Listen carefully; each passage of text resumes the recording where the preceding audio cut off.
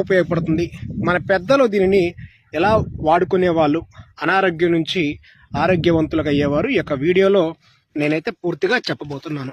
అయితే చూడండి, ఎవరైనా సరే మొట్టమొదటిసారి మన ఛానల్ని చూస్తున్నట్లయితే ప్లీజ్ సబ్స్క్రైబ్ చేసుకోండి. అలాగే ఈ యొక్క వీడియో పైన మీ అభిప్రాయాన్ని కామెంట్లో అయితే లాస్ట్ వరకు స్కిప్ చేయకుండా చూసి ఇది మీకు ఉపయోగపడిందో లేదో ఈ యొక్క వీడియో అనేది కామెంట్లో అయితే రాయండి. ఇప్పుడు చూడండి, దీని పేరు వామింట అంటారు. వామింట, కొన్ని చోట్ల కుక్క వామింట అని కూడా అంటారు, కొన్ని చోట్ల వాయింట అని కూడా అంటారు. మరి ఒక్కొక్క ప్రాంతంలో ఒక్కొక్క పేరుతో అయితే దీన్ని పిలుస్తూ ఉంటారు.